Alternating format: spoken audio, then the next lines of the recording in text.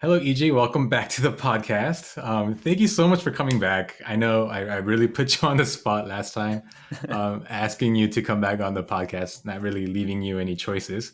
But I'm glad you're back. How are you, sir?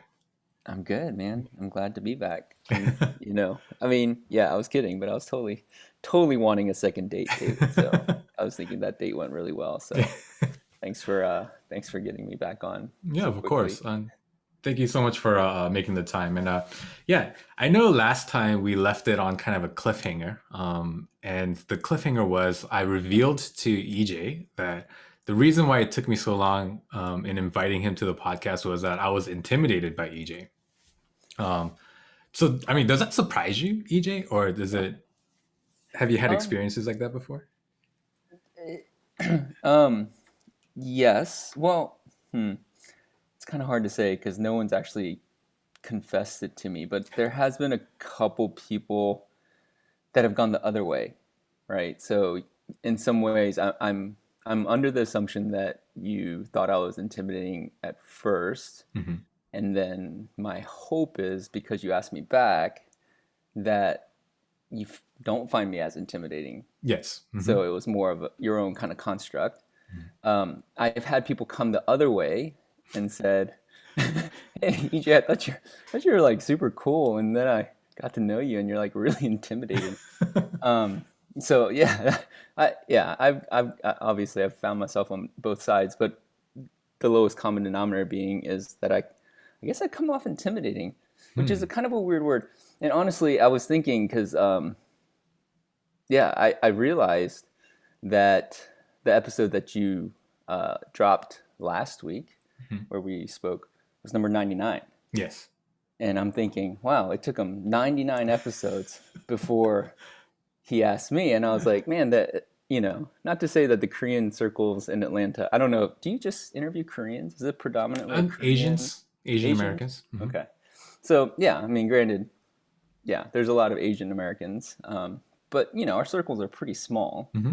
and the degrees of separation are not that wide, right? Yeah. So, um, anyway, all that to say, it was number 99. I was like, wow, David, you took 99 episodes to like finally ask me, Uh-huh. and but this is fine because now we're doing back to back, so I feel like we're kind of making up for lost time. Hmm. So, Yeah. but yeah, So, I will say this. So, first of all, like for those of you who don't know, EJ was part of the KTL podcast, right, as a host. So you are. I think immediately when I first started my podcast, I was like a little intimidated in asking anyone who had podcast experience to come on as a like as a guest. got it. Almost like why would they take a step down from the platform that they were on to be a guest on my smaller like platform, right? So that was factor number one. Okay, okay. Hold Fact. on. Before you go factor number two, I want to insert the fact that I ended up uh, in the last few episodes kind of co-hosting with Danny. Mhm. So it was actually Danny's podcast, and he had Mhm. started KTL like years and years before.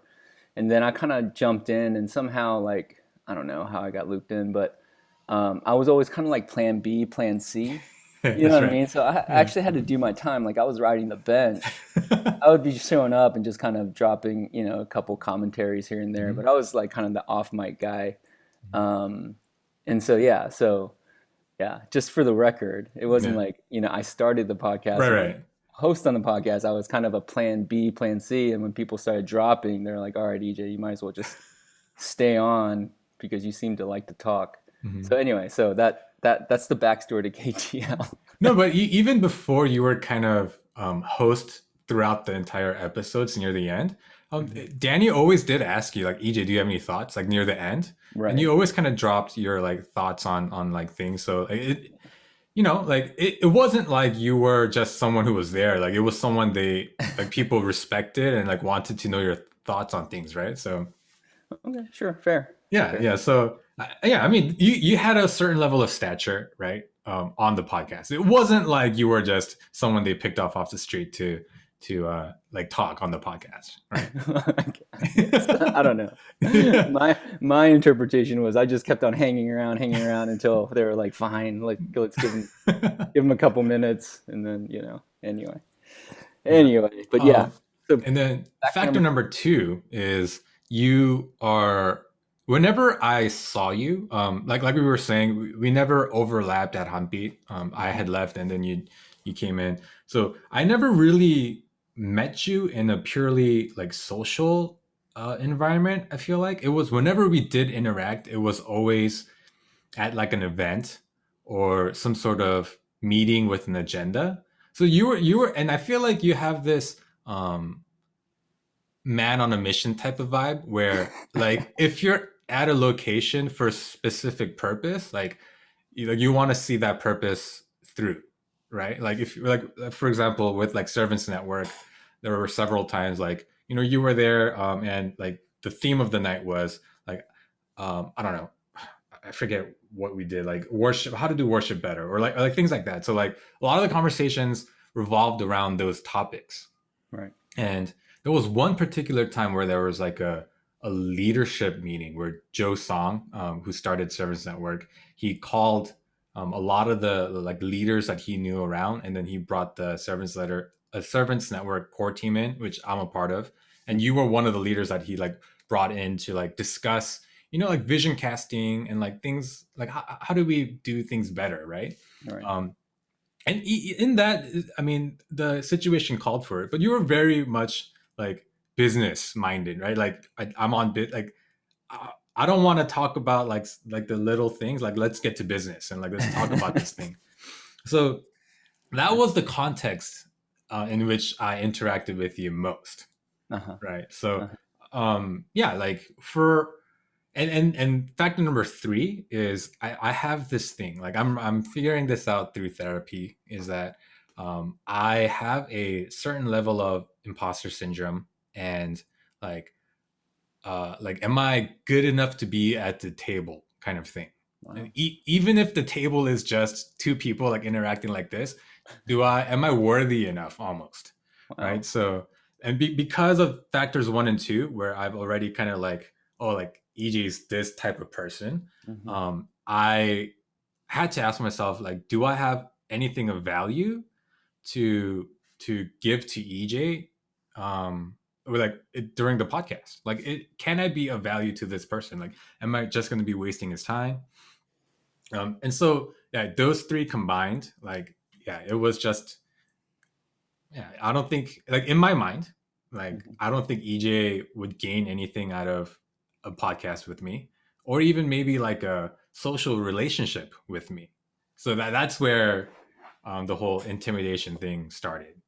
Got it. Yeah. So what finally, there's a few things I do want to talk about, but Hmm. what finally kind of got you to be like, I mean, was it just like running out of people? Like Mm, what was it that finally was like, all right, I'm gonna, because I remember you just texted, like yeah. you shot me a message, and then basically it was, like Yeah.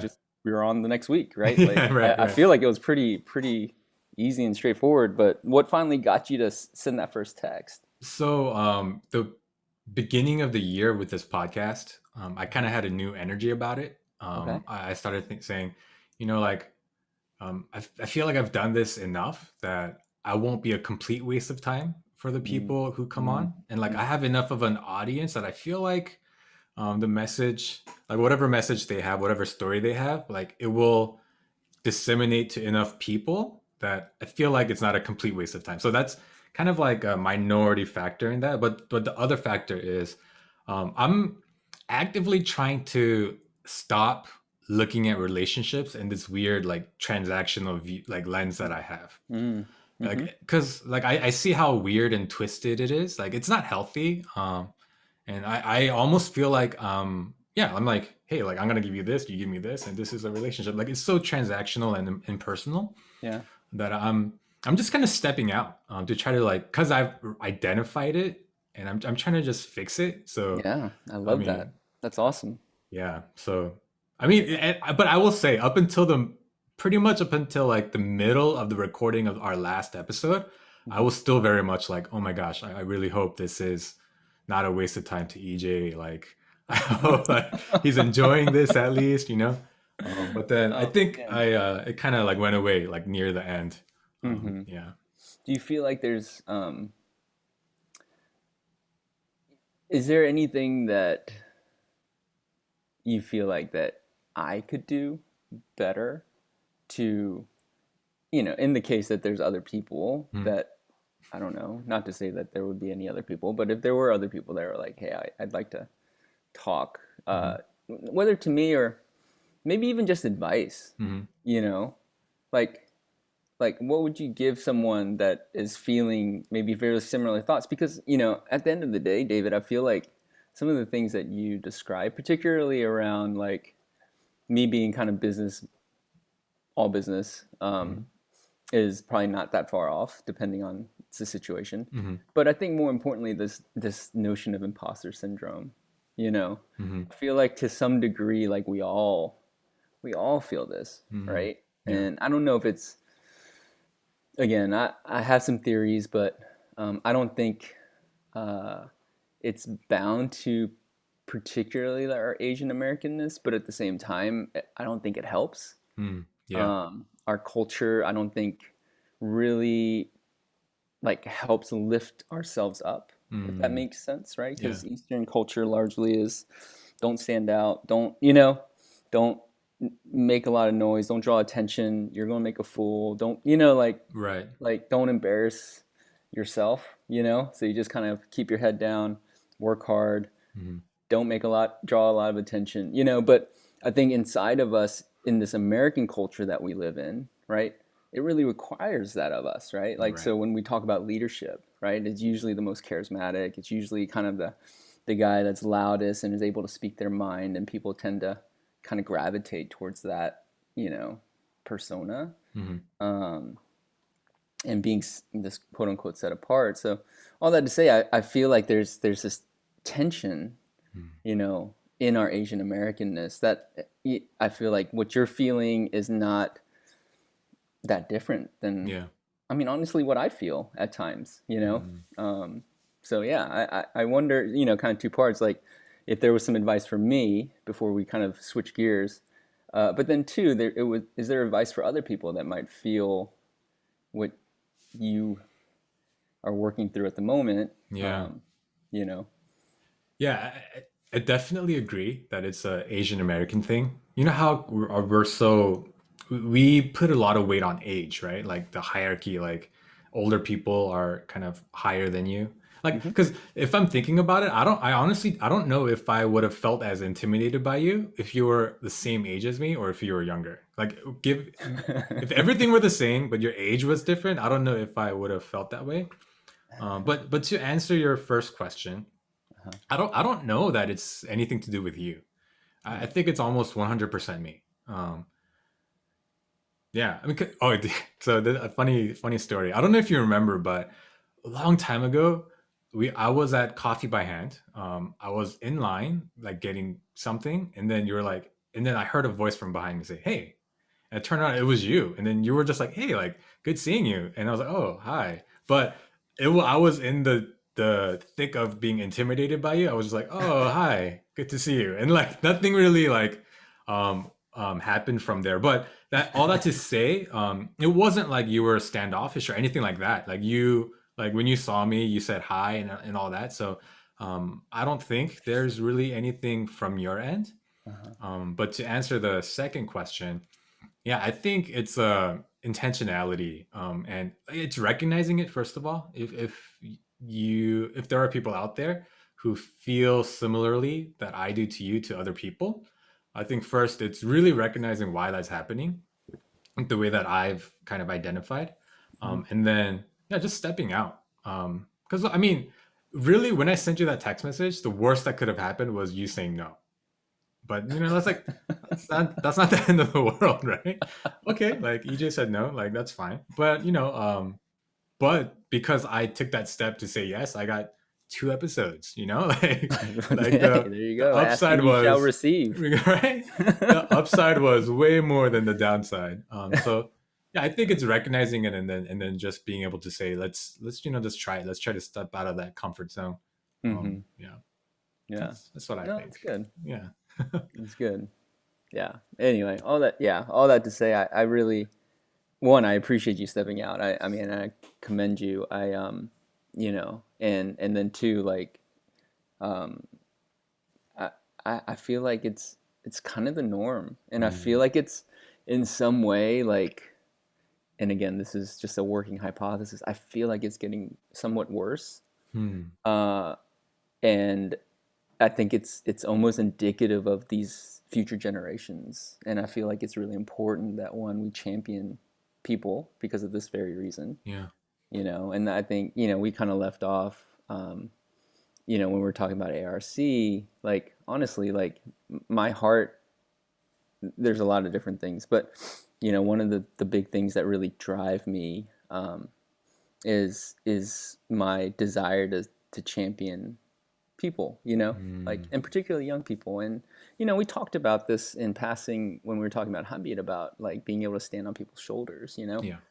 and I really take that to heart, and it's not me like saying woe's me, like I wish I had someone's shoulders to stand on, but it's like, you know what, like it's got to start somewhere. Mm. You know what I mean? Like, and it Yeah. just takes it's got to start with one generation or one person or something where you're like, all right, well, like, um, why not now, Yeah. Yeah. and really championing and wanting people and rooting for, particularly younger people to step out more. But I feel as though, and again, like I said, it's a bit of a leap, but with social media and the ways that it's starting to influence and inform our sense of self, Mm. right? Um, and how easy it is to compare yourself with other people these days, Yeah. and not just like, yeah, the way you can compare yourself to the best version of other people. It does, you know what I mean? And Right. all of a sudden, and then, but when you look at yourself, you're not looking at your best version. When you look in the mirror, what are you looking at? You're looking at the part that you hope no one else sees, Yeah. and then you put the worst of you up against the best of someone else, and it Mm. kind of, I think, leaves people in this place of like not good enough, Yeah. Yeah. right? Or an imposter, right? Yes. Because they're now having to fabricate a persona, right? For the likes, for the whatever, Mm. and uh, and I think it really, I don't see how it couldn't affect people. Mm. Like I just can't, especially as people start this at a younger and younger age. You Right. know what I'm Yeah. saying? Like, and now it's going to inform them for the rest of their lives. Mm. You know, and yeah, and so all that to say, like it's concerning to me, in a lot of ways. I don't know how to address it, Mm. per se, and stuff, but I think having conversations like this is really helpful, and I think being able to, yeah, encourage and challenge and you know champion people in the process, I think is equally as important. So Yeah. yeah, I don't know. Anyway, that's a little sidebar, No, but and some of the, yeah, what you're sharing. no, I'm glad you brought that up because I do think, yeah, social media, really there is a epidemic that's associated with social media. I mean, for all the good that it does. I mean, yeah, you look at depression, like teen suicide, all those things, they are trending upward. And so, yeah, for anybody listening who feels like they aren't good enough, or like me, like you feel this imposter syndrome, or you feel a need to fabricate a persona to say, hey, I'm just as good as you. Yeah, I really hope you'd stop doing that. Well said. Well said. No, but and that's why, a lot of the people who come on this podcast, I'm really thankful for, because they are really vulnerable and they are really raw, with the things that they say. So I'm hoping people realize that everyone struggles. Like there is no one whose life is exactly like what is portrayed on social media.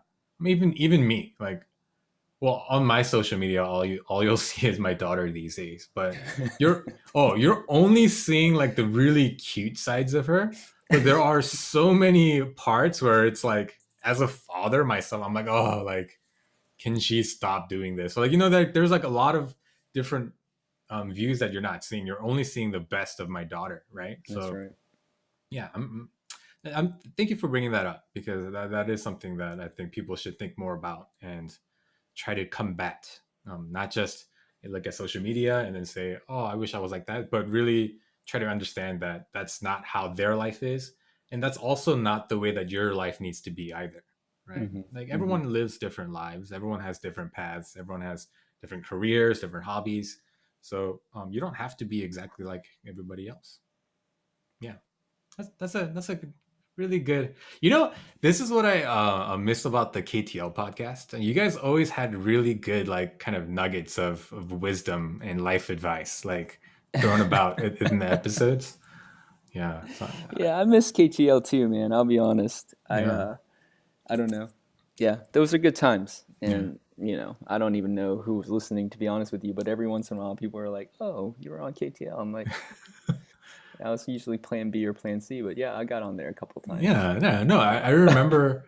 I think the most impressionable one for me was where you guys were kind of debating the importance of marriage. Like, does marriage really matter or not? Yeah, Yeah. So I don't know. I thought those were really good conversations. yeah. Like, yeah, yeah, good times. Actually, I'll ask you after the Now, well, recording. passing the mantle now, man. Oh I hope they hear this as the new KTL. Come on. my gosh, if only. That's Hey. yeah. So yeah, and since you mentioned ARC, I was wondering if we could kind of get dive deeper into kind of Atlanta Run Club. Because as last time we talked about Miles for Change, right? The program that you guys are doing. By the way, guys, anyone who likes to run, it's super easy to sign up. I did it. I have 3 miles logged so far, so um, I'm helping out. Very tiny, but That's awesome. it's my miles are logged. So, guys, yeah, if you guys are running, please do the same. But I wanted to kind of get deeper and talk about what you hope to what you hope ATL. Or I'm sorry, ARC, Atlanta Run Club, like Mm-hmm. how it would impact the community, right? Because whenever I look at posts, whenever I look at the website and things like that, you guys always kind of emphasize that this is a community like run club that, and we hope to impact those around us. And you Mm-hmm. even mentioned that through ARC, you hope to kind of help the younger generations and things like that. So Mm-hmm. can you kind of expound upon that? Um, yes. Um, I I guess there's a lot of things that I hope for and dream of, Mm, um, and particularly for ARC, I think. And it's funny that you bring up KTL because ARC was kind of uh, when James first started doing some of the pop up stuff. We actually had him on, and he mhm, kind of shared a bit, and that's when I was first introduced to ARC. Uh, One, because I'm not super heavily yeah, I'm just not on social media as much. Although that's a whole nother thing where I'm trying to get on it, which is kind of weird, right? But I'm trying to be a little more uh, active, but I'm failing. I suck at it. But yeah, you know, there was so much about James's heart when it came to ARC, mhm, um, when he first came on, that kind of sparked something in me, mhm, and at the time I think I was out of the ministry proper, um, but I still kind of longed for this notion of community, mhm, and I longed for kind of a vehicle to mobilize people to do more, right? mhm, And when I say do more, just like to be more.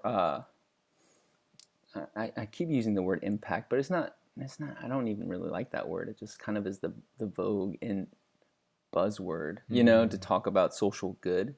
But I just really felt like people needed to step out and start to basically do unto others as you would want them to do unto mhm, you, and then that somehow community works when people aren't looking out for their best interests, but start to look out for others as much. You mhm, know what I mean? Like, so you're always going to kind of look out for your own interests. I feel like that's just kind of the human condition, right? Like, but and to the extent that you're able to start caring about other people, right, and their well-being, and kind of take on that notion of championing.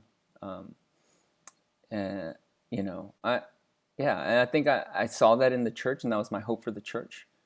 When I saw myself not in the church, and even when I was in the church, realizing that it was it was so insular, like you could only really care for people that came to church. Right.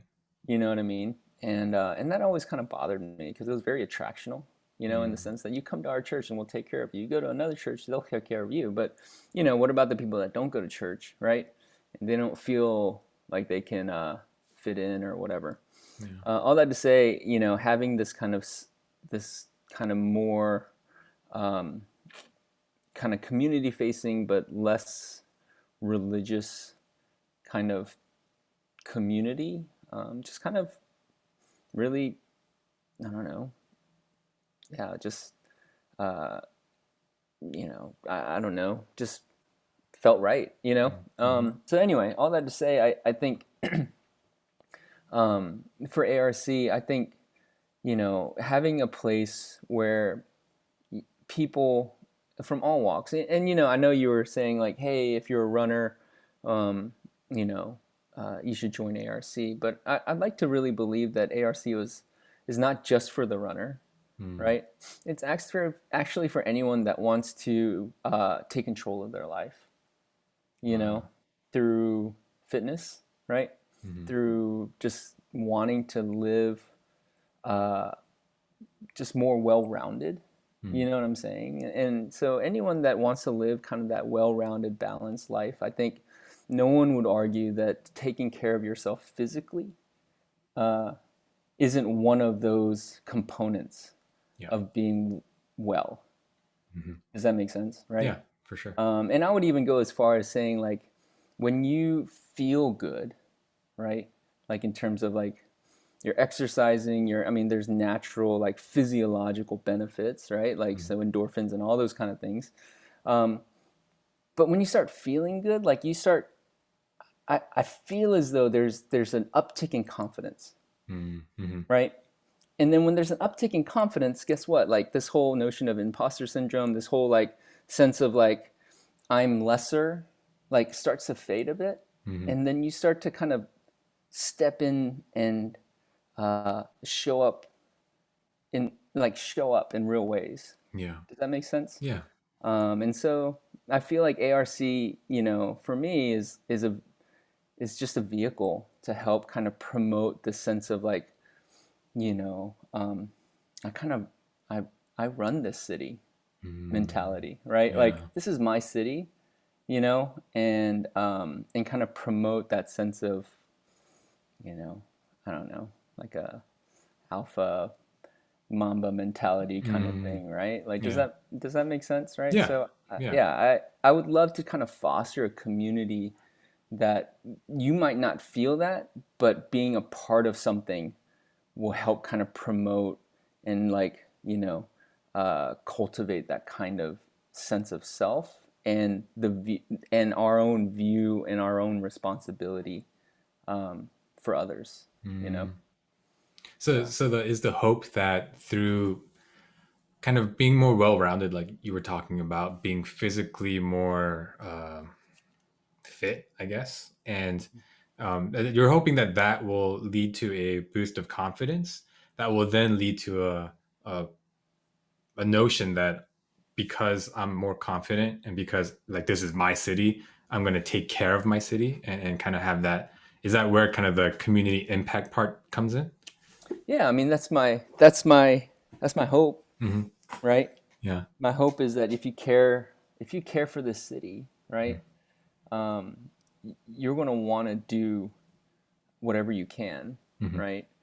But I've always felt like, it's it's one thing for you, like if you're in a room, right, with 100 people, right, and one person starts jumping, right, it's not going to affect the room, right? And if everyone starts jumping at different times, it's really not going to affect the room. But you get 100 people jumping at the same time, Hmm. then all of a sudden the room might start to shake a bit. Yeah. Do you know what I mean? Yeah. And so if you can kind of build that groundswell where people are buying into this fact that, yeah, like I myself, but we together, right? Like Mm, I myself might not be able to do anything, right? Substantial, yeah. but we together, like we could change the world, Yeah. and we can definitely transform our community, our city, you know? Yeah. And I really genuinely believe that, yeah, that's the hope, Mm. you know? Wow, that's great. And I think that's so awesome because that's so well represented in this Miles for Change program that you guys are doing. Because, like I said, I ran three miles last week. 3 miles by myself, me just running it, $3. That's not going to really feed any families, right? But That's right. people gathering together, running 3,000 miles. So the goal is 3,000 miles before March, or is it In before three April? months. In 3 months? So, yeah, 1,000 mile, Hmm. it's a month Hmm. collectively, right? And Yeah. then you're hoping to get donations to match the miles and use the funds to feed families in the Beaufort Highway area, right? Right. That's Right. right. So yeah, that's like that right there is a perfect example of exactly what you described. Kind of people coming together to make yeah, to make an impact. Yeah. That's so Collective great. impact. Yeah. That's the whole premise. Yeah. Yeah. So besides that is that kind of the only initiative that you guys have right now that's kind of community facing, or is there anything else going on with ARC? Well, that's our first one, Hmm. right? So, like I said, we formalized, as a nonprofit, I guess in November of last year. So I feel as though in some ways we're still a baby, Mm-hmm. and we're still very much in the growth stage, and we're actually just to be completely honest, we're piloting this, right? Like, I see. and I already see areas where we can improve, Mm. but it's a demonstration project to say, hey, like we can get people to not only run, but we can actually make their runs count, Mm. and we want to be able to demonstrate this in ways that we can then start to scale it, right? Because I Mm. think honestly, like, if you really think about it, like if you in 3 months, right, you get 100 people to run like 10 miles a month. It's really, you can get 3,000 really easily. Yeah. Yeah. I mean, let's, if we can just kind of start to get that, the momentum, a bit of groundswell, people start to buy in and saying, hey, like if we can do 3,000, why not, 30,000, and why Mm. not like start pressing the envelope and pressing the limits, and I feel like this is just the beginning. Yeah. So yeah, but I'm a firm believer in when you start something, like let's try to do it really well before you start something else. Mm. Like if this is the thing that we feel like can really get us going, let's put our energies and efforts into that, you know, and keep pushing forward, and then more opportunities will come out of it. But Yeah. yeah, my hope is that in this year, I mean, it's a little bit more challenging, largely because of the pandemic. Just trying to be responsible, I think, is very important. Yeah.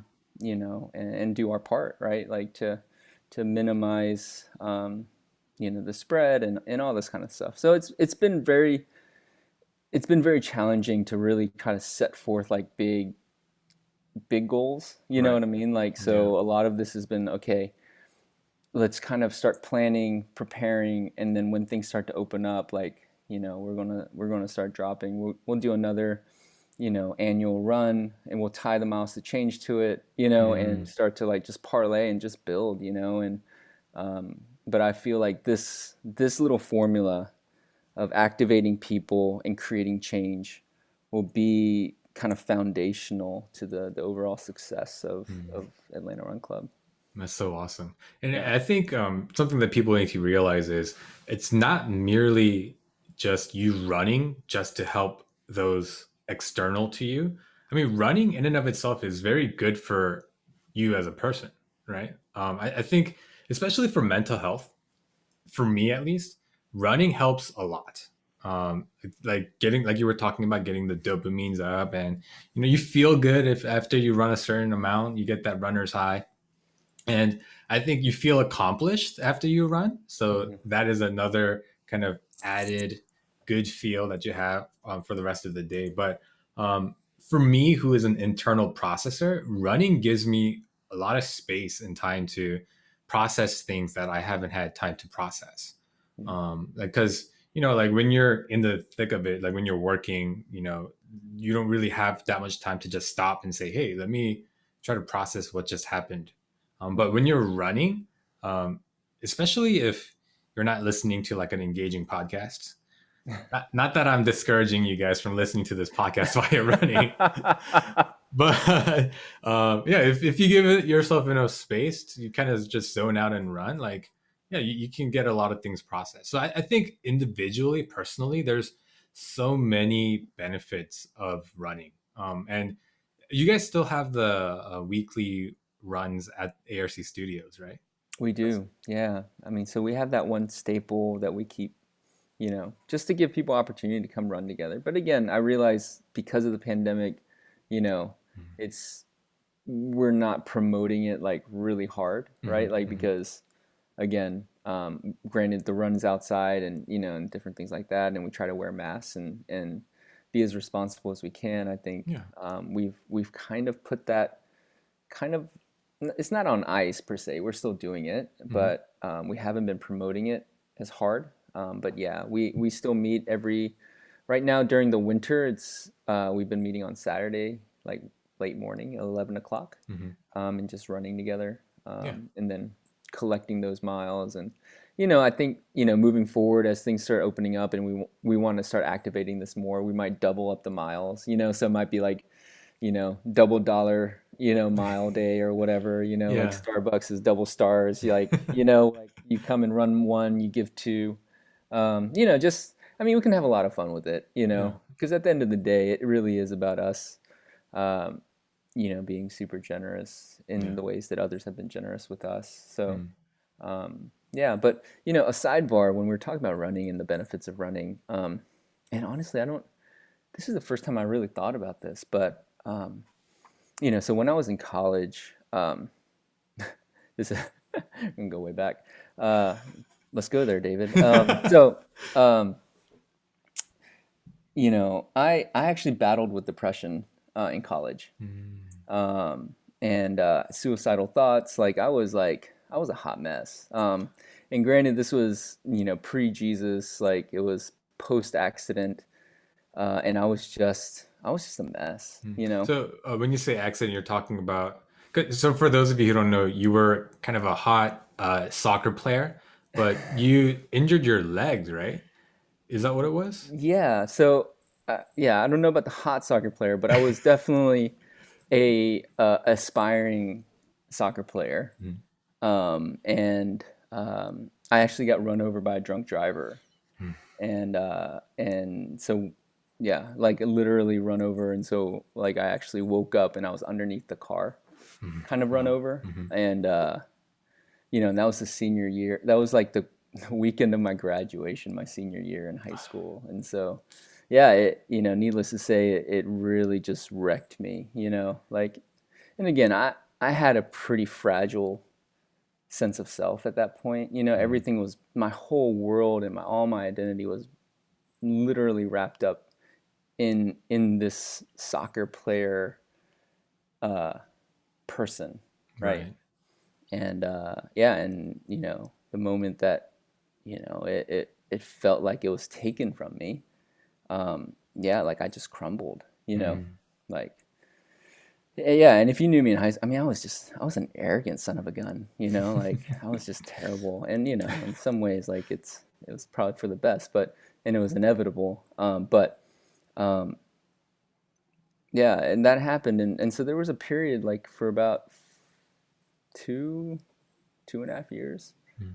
where I was super self-destructive, like um, and yeah, and I was just on this downward spiral, and it was just really dark times. And I just remember, I mean, a lot of things happened, obviously, and this is not why I was bringing it up. More than anything, it was it was running that helped me Mm. get out of it.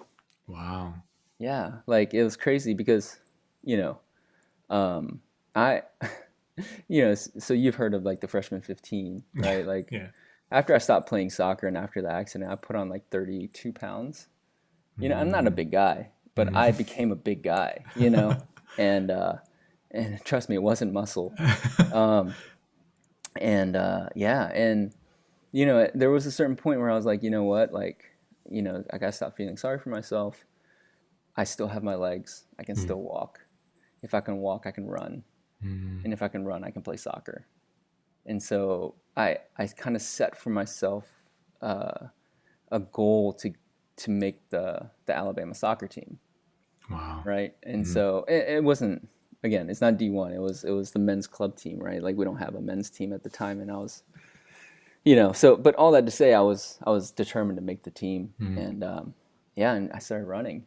That was Mm. like the first thing I did, and I would just run and run, and yeah, and over time, obviously, not only did I start losing weight, um, but yeah, it's something about that season of like me pursuing this goal, running every day, and just seeing change in Mm. myself completely changed the way that I saw myself in the world.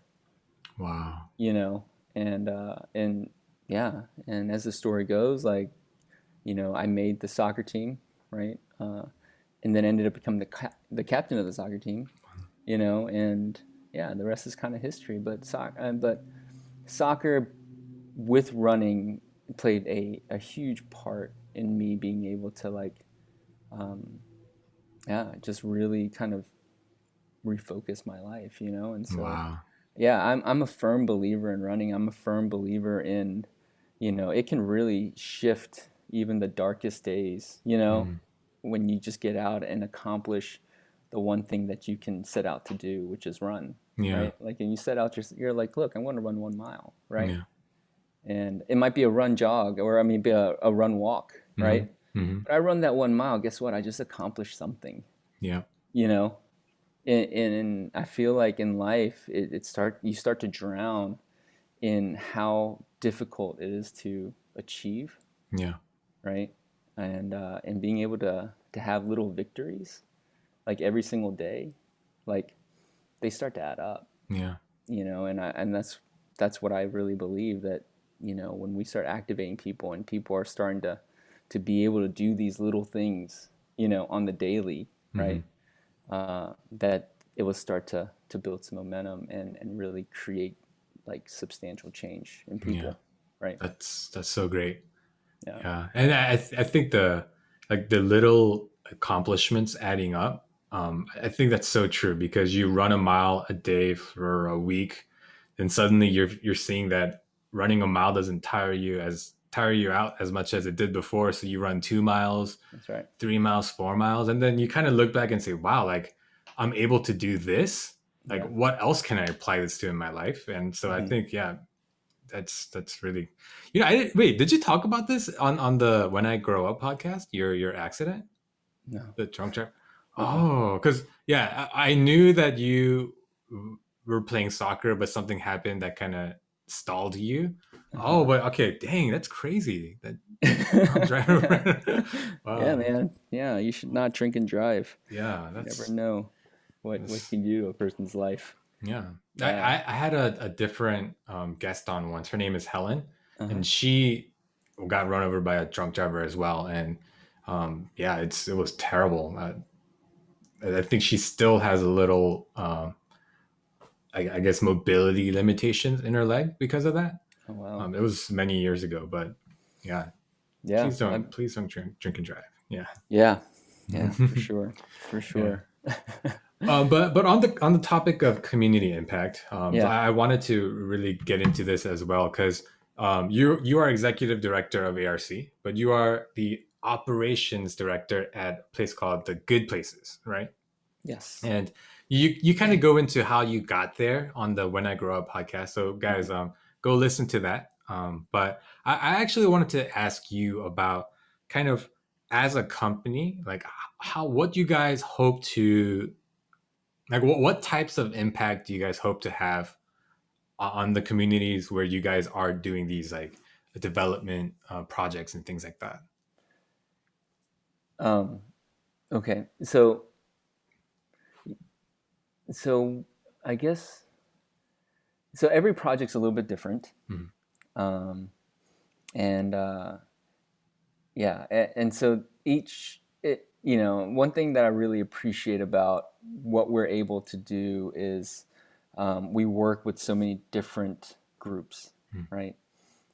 But our whole strategy is start with community, right? Mhm. Start with the goal of affordability and work backwards, right? Mm. Which is a little counterintuitive, right? Like most people are like, hey, um, uh, what do you have and how much could we make, right? Like that's ultimately what drives like the notion of, living in a capitalistic society, right? Like, so capitalism, at the end of the day is, yeah, when you're able to make the most amount of money for whatever that thing it is that you're using to make the money, Mhm. um, really simply put. And so I think what we try to do is kind of work with a different ethos, right? And so the notion of like, okay, community first, right? And what the community always will need is something affordable, right? That's almost a no-brainer, Mhm. right? Whatever community that we find ourselves in, you start with the notion of like, okay, they need something they can afford to be able to use, Mhm. And so, our whole idea is being able to create kind of equitable places where everyone has some sense of like equity in it. Mhm. Um, yeah, and so yeah, depending on the community and depending on who we're working with, we're always kind of working to yeah, create something that will be kind of a catalytic project for that community. And oftentimes it revolves around economic development. Mhm. It's usually around affordable housing, or usually around working with a nonprofit or some sort of community organization so that they can actually afford to set up their programming for the community in that area, Wow. right? So in some way, like, we don't, it's not a, it's not like uh, you know A to C relationship, right? It's usually we work with B and B works with C, and Mhm. C being the community. Does that make sense? Mhm. Mhm. And so yeah, I mean, so yeah, it's a bit difficult to be able to say, hey, it's just this one thing, but I think that our pillars really end up starting with doing something for the community and making it affordable. Yeah. You know, I mean, that's Eh, usually how it goes, simply put. Yeah, I think equitable housing is such a huge thing, Hmm. especially in Atlanta. And what I'm realizing is like gentrification is happening in so many areas that's making housing like unaffordable to a lot of the people that are there. So Right. one really kind of egregious example of this, my wife, when she was in college, she used to live in like the Lindbergh area, Yeah. and there was like she lived in this apartment, but right across the street were kind of like shabbier apartments, like really affordable housing. And I heard it was subsidized by the government, so Hmm. like a lot of people that I found that a lot of like immigrants lived there. Hmm. But like it was nice for them because it's like close to Limburg, like in that like they're able to get to Marta and all those kind of things. Yeah. But so this was when she was in college, but then when we went back to the area, like after we were married, we found that all the affordable housing was like raised, like they were all gone. Hmm. So and then what we heard was that like another apartment developer was coming in, they were Hmm. gonna build more apartments, Yeah. and it it didn't seem like affordable housing Hmm. projects that were coming Hmm. in. So Hmm. that just made me think, wow, like the people who lived here, whose whole lives were there, like their jobs were probably there, all those kind of things. Now they have no other option but to move to a different area because they're not going to be able to afford housing in that area because Yeah. of the new construction, right? So Right. Right. Yeah, affordable housing for people, it's such a huge thing because yeah, there you don't really have a lot of mobility in our society. I feel like because you're Mm, tied to your area because that's where you work, that's where you get everything done. So right, suddenly having to uproot and go somewhere else means you have to find a new school to put your kids in. You probably have to find new jobs. You have to figure out what kind of community support you have there. Like there's so many things that you have to do, right? So right, yeah, that's really great that you guys kind of have it as a mission to provide affordable housing. I think even just that in and of itself has a huge impact to the community. right. Yeah, yeah. I'd like to believe. I mean, and again, I think it's just interesting because I'm pretty new, right? Like I'm pretty green when it comes Mm, to this whole sector. Like I was sharing on when I grow up. I yeah, and here too. I was, obviously I was a pastor. Still recovering, and and it's yeah, only by grace, really, that I mhm, found myself where I am and being able to do the kind of work that I do that's still in line very much with, my faith and, who I want to be in the world. mhm. And so, yeah, I find myself really fortunate to be doing this kind of work. But what I'm learning really quickly is there's so many forces, there's so many players and there's like the system itself is is doing exactly what it's built to do, Mhm. right? Like the system isn't flawed, right? The Mm, system is doing exactly what it's supposed to do, mm, right? yeah, Um, and so in some ways it's not about fixing the system. I almost feel like you have to start with a different a new system. system. Wow. Does that Mm. make sense? Right? Yeah. Like, and so when people are just injecting these affordable housing projects, right? Like, so we actually don't do affordable housing projects. We do projects that are affordable. Hmm. I think that's different, right? Because affordable housing projects tend to be government subsidized, Right. and it's like a whole process, right? Like, so we're actually helping an affordable housing development, Hmm. but we're doing the community transformation portion of it. So there's a 5-year community transformation plan that goes with any, but it really is just a check the box thing, right? Like Mm. it's just, anyway, that's a whole nother issue. But Mm. um, so we're a part of it. So I'm getting to see a lot of kind of the uh, under the hood, kind of behind the curtains kind of things when it comes to like how these deals actually work. And Mm. at the end of the day, yeah, like I think people are given affordable places to live, but when it's not coupled with, you know, some sort of like financial literacy or some sort of savings plan or some sort of something to help them get from where they are to where we as a society would like to see people get to, right? Like, so some Mhm. social mobility, economic wealth, generational wealth. Like, when we talk about these things, but there's nothing in place to actually get them there other than some cheap housing, right? That at the end of the day, like, it's just going to keep them there. And the Mm. alternative is like experience homelessness, Right. and Yeah. so yeah, I don't know. Again, I think there's a lot to this notion of affordability, and it's a pretty I don't know, multifaceted conversation, right? Like, Yeah. because how do you lift up a community out of poverty, Yeah. right? It's not just giving them something affordable to live. It's like, it has to touch the education system. It has to touch, like financial kind of literacy and understanding and how to save money, and then it's like raising like the minimum wage, and it's like, like it's just so many different things that's going to get people up and out. Yeah. But the system only addresses one thing, and it's just going to keep them there Right. because that's what the system was built to do. Mm. And then it's almost like, all right, well, we did our part. Mm. And then, like, we're working with these affordable people, and I don't want to, yeah. Hmm. And I'm like, you don't give a flip about the community.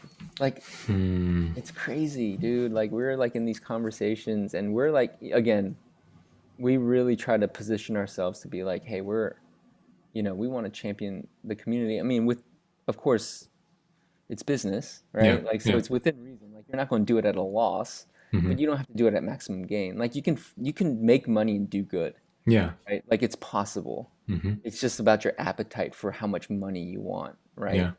Um, Relative to the level of good, right? Yeah. So, um, and you just realize, like, we're working with this group, and they're just like, we're like, hey, let's, engage the community, see what they want, what are they looking for, how can we help them? Like, let's listen to the community, let's set up all these meetings, et cetera, et cetera. And they're like, why? You know, Wow. they're like, why? And we're like, hey, we're gonna set aside $20,000 to just engage the community, Hmm. right? $20,000 sounds like a lot of money, but the development is $15 million. Yeah. Wow. And we're like, your development, like this development is $15 million, and you Uh, won't set aside $20,000, right? yeah.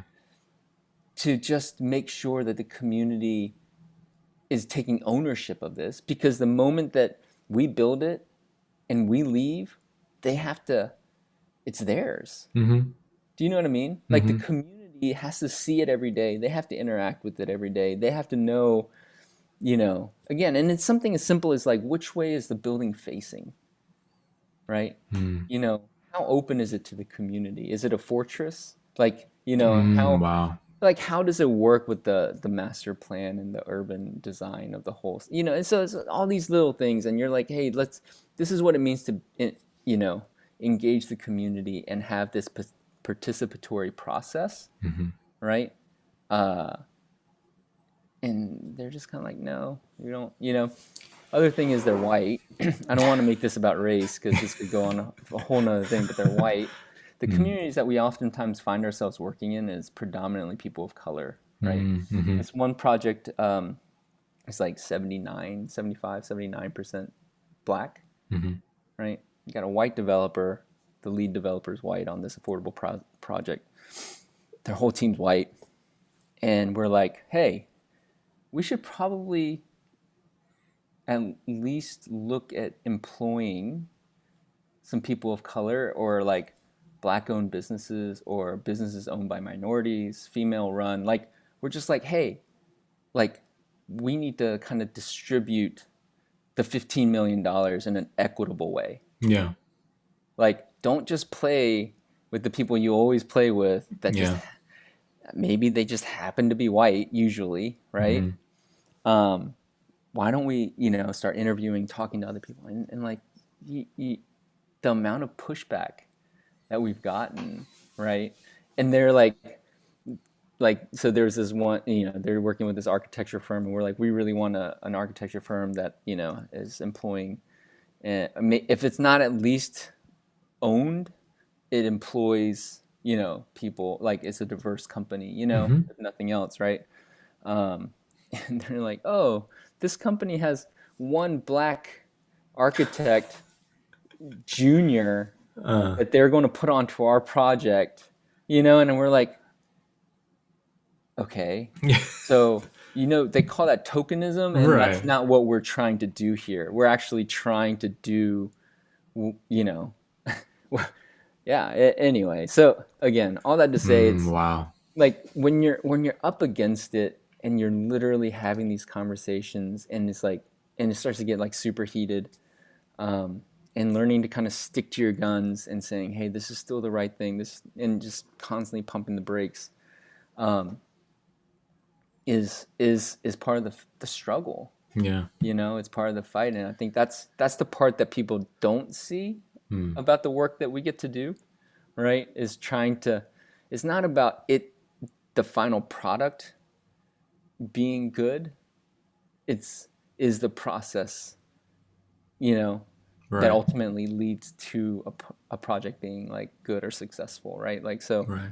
um yeah, so anyway, so that's a little bit of, us, Mm. like, we're definitely David, in this story, right? Like, we're like kind of the the underdog. Yeah.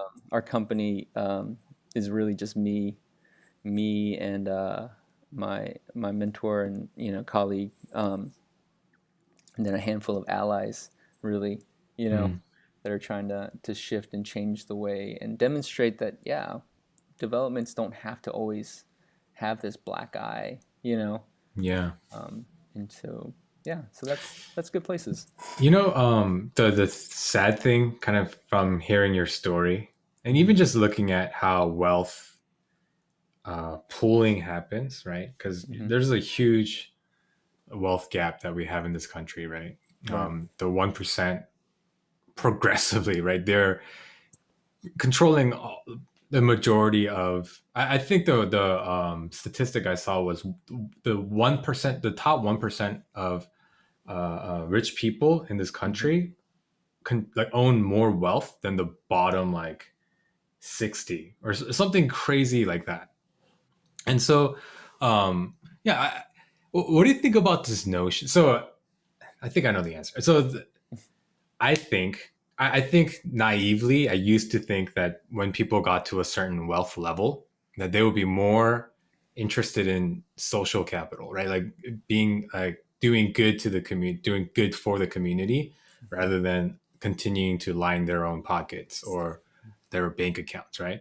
Hmm. Do you see people that, do you come across people who are that way, or do you mostly just see people who are still kind of more interested in just making a profit and oh there's a little side benefit of being able to say I was a part of this like affordable project. um Again, I don't know. I mean, it's hard to say. I feel like my sample size is really small, Hmm. you know.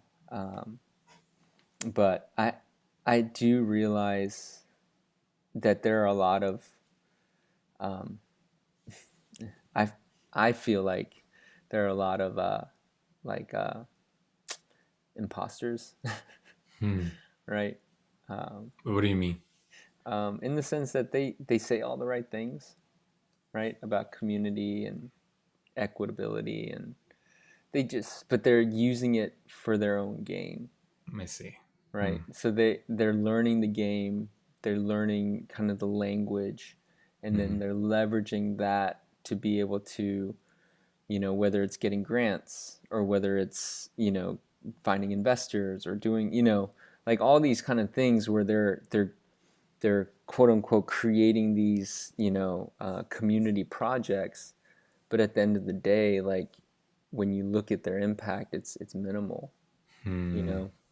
Wow. And so, like we've actually like turned down deals where, you meet with potential investors or co-invest or co-developers, and they're like, hey, we want to do this thing, and they're like, yeah, this is all about the community, but then you're like, okay, well then what are we going to do with the profits, right? So we try to implement some sort of threshold on the profit, like, so we throttle our profits, right? Hmm. Like, so so typical development, I mean, if you do it really well, like you're going to get, say, 20% return on your investment, right?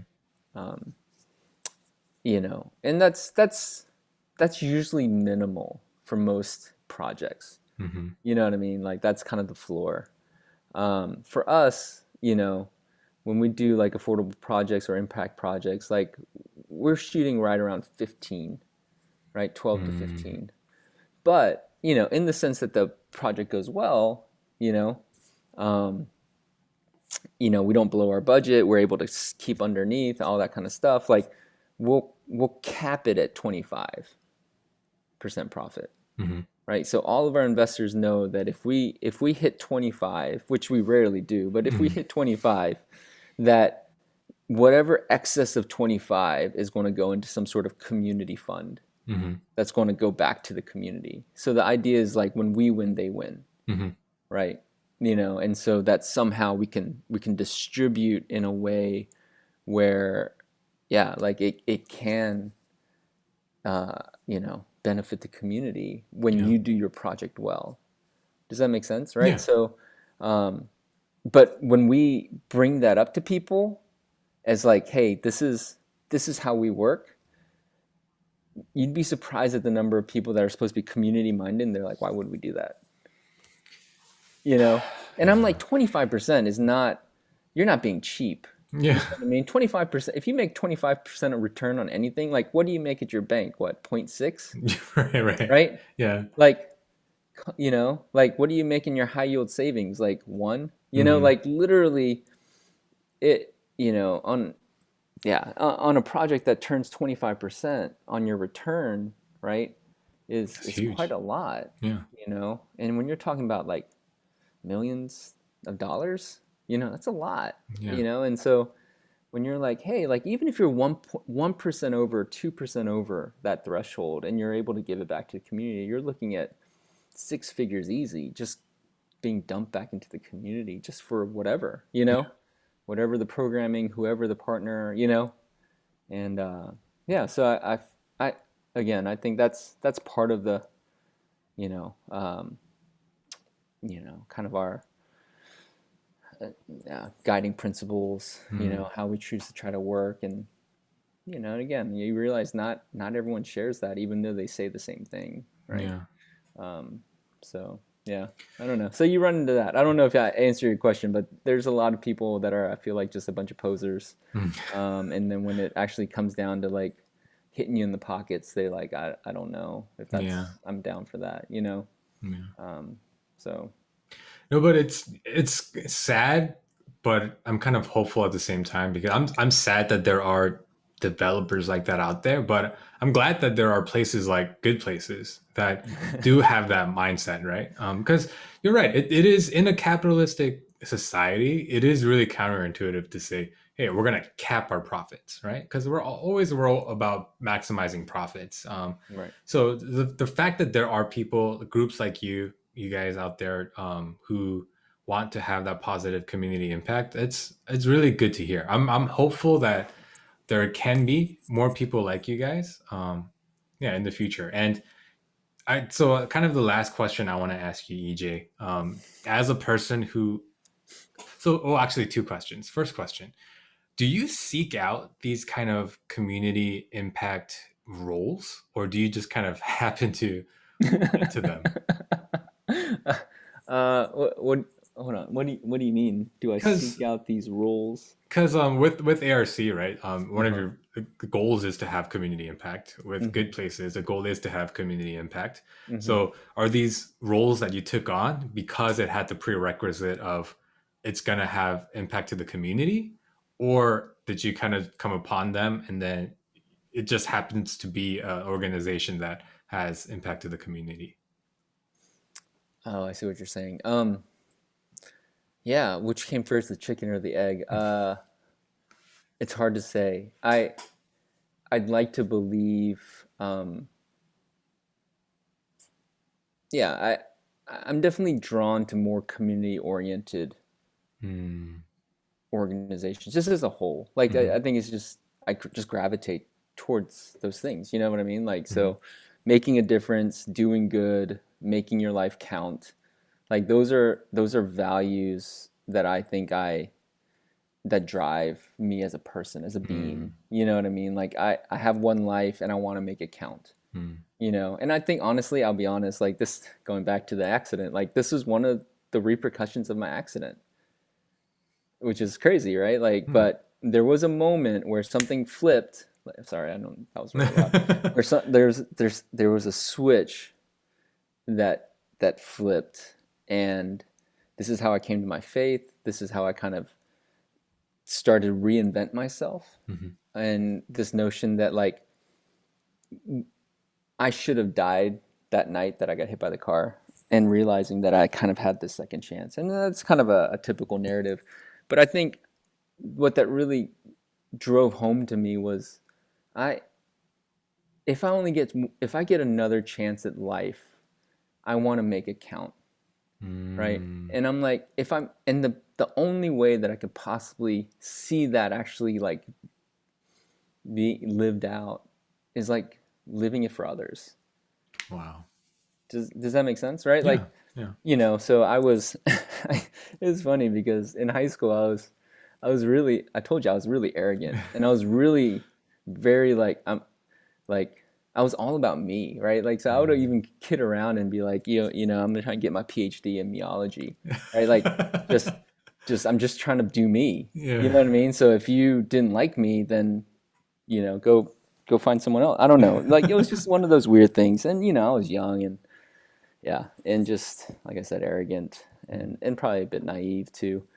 Um, but that's how I lived, up until my accident. You know, like I thought I was God's gift.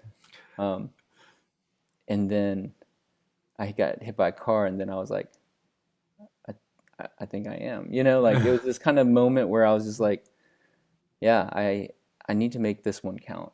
Mm. And so ever since then, I was always looking for opportunities to serve, to volunteer, and I think that's why I naturally landed in this kind of pastoral place, where I Mhm. was just like giving myself to other people and but I also realized that for some of the reasons that we talked about, like it wasn't community facing enough, Mm. right? Like Yeah. as much as I thought the church was about community, I realized it was really hard, Right. like again, it's a systems issue, right? Like the institution of a church was set up to be very attractional and is built on people in the seats, in the Mhm. pews, Mhm. right?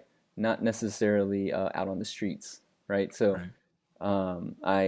I think part of me leaving and stepping off the pulpit and making this turn wasn't because I lost my religion. It was really like I think I was trying to find a you know a different side of it, Right. Right. and yeah, so yeah, I think I am naturally drawn to these things.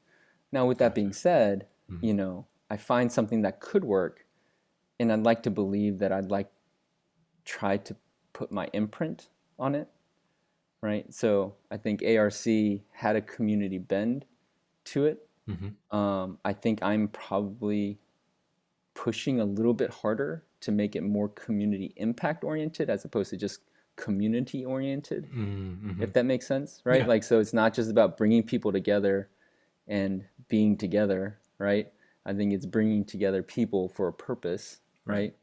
right? That's bigger than ourselves, right? And Mhm. so there's that ARC side, and then yeah, in good places, it kind of comes at a different angle, right? Like, Mm. so doing community development through real estate, I think I don't think I was looking for that, but um, yeah, I somehow just in the conversations and the people that I was drawn to try to talk to Mhm. about community development and doing good in communities, um, I just kind of stumbled across this opportunity. You know what I mean? So Gotcha. yeah, I don't know. So yeah, I wish I could say, and yeah, this is exactly what I was looking for. It was just a lot of wandering, but I knew which way I was heading. Mm. You know, Yeah. so So I don't know if I need to ask the second question because the second question was going to be then like, do you have any advice for people who want to have community impact like you do?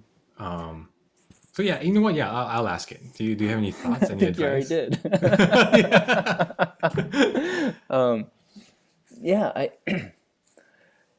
for people who want to have community impact, uh, so what's the question? Yeah. So the question is, do you have any Sorry. kind of guiding like advice for people? Because the reason why I said I don't know if I need to ask it is Hmm. because in your example, I think that's really good advice, right? Like being gravitating toward those things kind of landed you where you are, right? So Hmm. kind of like not. I guess the what I take from what you said is Hmm. like if I want to have an impact to the community, then I need to seek those things out, not just expect it to land on my lap somehow, or to to expect it to be just out there somewhere waiting for me to like pluck it off the grapevine or something. But it's something that might take a little bit of time through wandering, but it's something that you can actually seek out and get to, right? Hmm. So that's kind of the advice I took for myself. But do you have any other pieces of advice for people who want to make community impact, but might not know where to start? Yeah, I mean, so the word community impact is actually really broad, Hmm. right? So I don't know. Maybe I would probably approach it a couple ways. So if I were coaching someone, Mm-hmm. doing some life coaching, and they were like, "I really want to do this kind of stuff," I think what I would tell people is one, uh, try to get as many different kind of conversations with a bunch of people doing different kinds of things, Mm. right? Right. So don't just sit there and try to figure it out by yourself, Yeah. but try to get in conversations with people who are doing different things, but kind of in the direction or the vein that you want to be in, right? Like, so for Yeah. me, it was community development. That was my big overarching kind of umbrella. Like, who's Mm. doing community development, and particularly kind of with a faith-based kind of lens, Mm-hmm. right?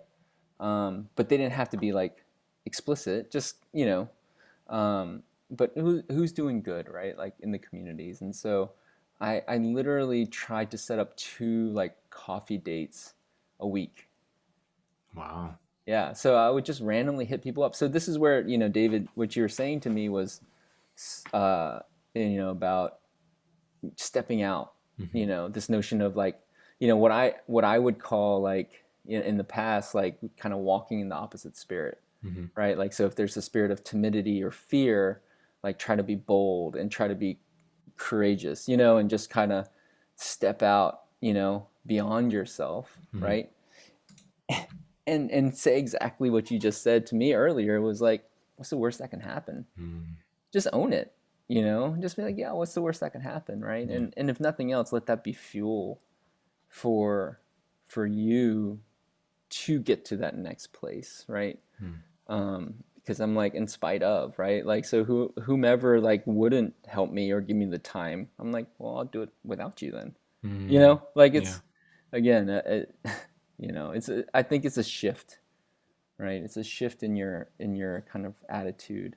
Mm. Um, yeah, and so so I would say, talk to as many people and understand, like, and try to hone in on a particular sector of whatever it is in that impact that you want to do. Is it like mental health? Is it Mm. affordability? Is it like I don't know, like, I don't know, homelessness? Is it yeah, the idea of impact and doing good, it, in a broken world, it's like endless. Yeah. Like, let's be honest, like there's Yeah. so much that you can do and to create quote unquote impact.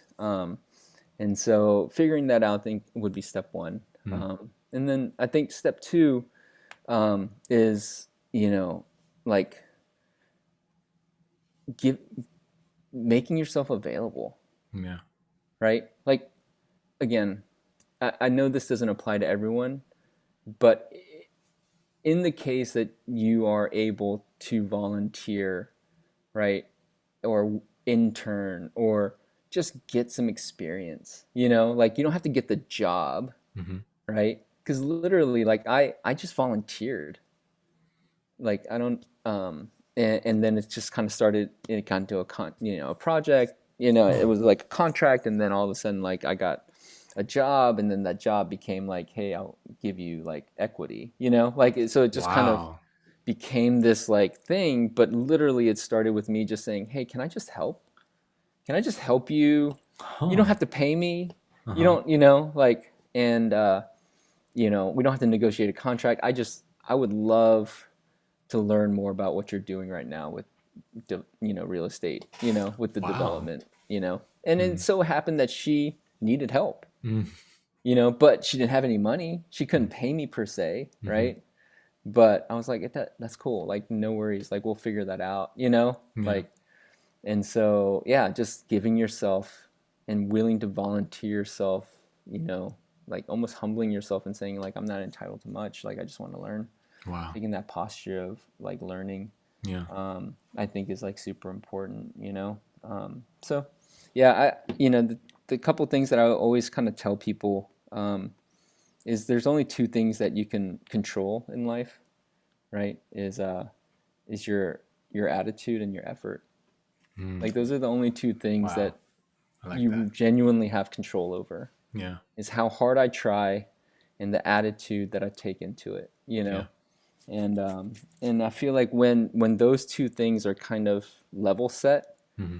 right, with good attitude and hard work, like good things usually happen. Hmm. I genuinely believe that. It's not Hmm. guaranteed, right? But the chances are definitely a lot higher. Right. You know, um, so yeah, Wow. that's and, yeah, No, that's great. No, that's thank you so much for that. Wow, so your role at Good Places started out as a volunteer. Like you were just that's amazing. Wow. yeah, yeah. Literally volunteered and just try to make myself valuable. You know what I Mm, mean? Like just worked hard. Like mm, if I didn't know how to do something, I learned it. yeah. Um, and just kept on, yeah, just taking that kind of posture and I mean, yeah, like I said, I mean, it's mostly grace. I can't really take a lot of credit for it, but I think the one thing I could take credit for is, I think I had a good attitude going in, like a Mm, good posture, and I worked really hard, yeah. and I like to believe that I still kind of work pretty hard, um, but Yeah, last week you were working at like 9 p.m. I'd say that's working really hard. yeah, yeah. I mean, that's, I think when the company's your company, Mm, there really isn't a lot of breaks. mm. There's no paid vacation. There's no yeah there there's no like end to the Yeah. work, like you just have to do it, Mm, um but I think that the beauty is like you get to participate in the upside, yeah. you know like so when the company wins, like you feel like you're winning, Yeah. Yeah. which is, for me personally, I think I'm built that way. I'm not built to be, you know just a 9 to 5 kind of guy, I think. Mm, But I know plenty of people are, like my wife is. My wife, she has no ambition to be like, to own or, rise the ranks or do whatever. Like she's just kind of like, she does her job and she does it really well, and mhm. faithfully. And she's good. She's Yeah. good clocking at 5 o'clock and not thinking about work again, like until the next day. Like she's totally built for that. Yeah. Um, so, so yeah, Yeah. yeah. Well, EJ, thank you so much for your time today. Thank you so much for, I think, inspiring me, and I'm sure people who are listening for inspiring them as well. Because yeah, it's sad to hear about the people who are just who like you were saying are kind of posers who say they want to make this community impact, but then not really when it comes to actually sacrificing the dollar bills for that. But Mhm. thank you that you are someone who is not like that way or who is not like that, and that you are part of an organization that seeks to actually make community change and community impact. So I'm really hoping that people who are listening get inspired by this and yeah, seek to be that way as well. Like you were saying, in a broken world, there's no shortage of um, areas of the community that need help, that need to be impacted. Mhm. So thank you for that. And yeah, any last thoughts before we end our time Yeah, today? I was going to say, David, I think in many ways, like, I feel like you're doing community impact work as well. Wow. And I want to commend you and just call that out, because, yeah, it might not look the same, Mm-hmm. right? But like you were saying before, like, it doesn't have to, Mm-hmm. like we all just need to show up in the places uh, that we find ourselves and show up, as our best self. You know what I mean? And Mm-hmm. that might not be how we feel at the moment, and it might not be how we view ourselves at the moment. But I just want to commend you, Wow. for keep pushing the envelope, continuing to set new limits for yourself, continuing to strive and create the kind of impact in the community that you feel called to, Mm-hmm. through this podcast and wherever this leads, wherever it might be, So, yeah, congratulations on 100 episodes, bro. Thank Like you. that's Thank awesome, you. you Yeah. know. So Yeah, so that's this will actually be episode 101. So you're yeah, this episode's first in the hundreds. yeah, man. Yeah. So that's awesome. Yeah, That's thank you. amazing. Like it's a testament to your faithfulness, man. Like seriously, Wow, trust thank me, you. having been doing podcasts and having abruptly stopping a podcast, I realize it's a grind. Mm, Like it's hard work, and it's not like you have a whole team like pulling it all together. So hmm. anyway, all that to say, man, like I commend you, big ups to you Wow, for thank doing you. what you're doing, and yeah, and don't sell yourself short, man. Like you're doing big things, and yeah, and the impact sometimes is not easily measured, Mm, you know, hmm, and that's just kind of the trust, right? Like you just do your part, and then you hmm. just trust that, uh, yeah, that God will do the rest. Yeah, And yeah. so, yeah. Anyway, Man, thank you so much. I'm very inspired and encouraged. Thank you for that. Thank you.